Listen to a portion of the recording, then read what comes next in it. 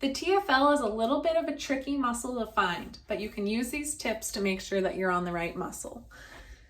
So you're going to find the front of your pelvis, the bony protrusion right at the top.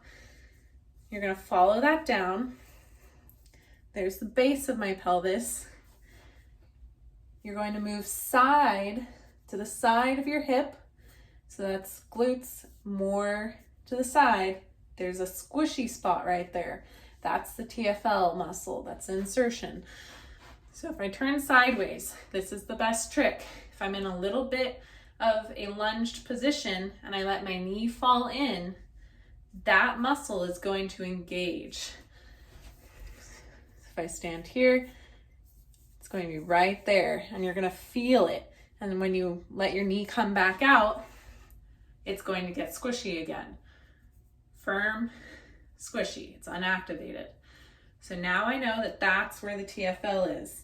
You might want to just put the lacrosse ball right there. Once you've identified where the TFL is, you might still have the ball there. You can just keep it there as you come down to your side. Make sure that you have 3 points of contact to control how much pressure is on this ball. This can be a very sensitive place. You're going to let that lower leg, the hip that you're in, be completely relaxed. Have a foot in front or behind you, whatever's more comfortable, an elbow on the floor and a hand on the floor. I'm going to start lifting myself onto the ball so that the ball sinks right into that hip pocket. So I can still feel the front of my pelvis. It is more lateral, more to the side of my body than that front of the pelvis. So I'm going to let myself just sink into it. That is the first step. Let gravity do its thing. All you're doing is trying to breathe into it. If this isn't too much for you, the progression is to actually bend the knee on the hip that you're working on. This might be a lot for you.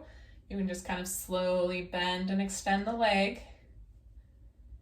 And if that's still not too much, the progression, the final progression, is to windshield wiper that foot. So the hip's going to kind of rotate internally and externally. Foot's moving side to side.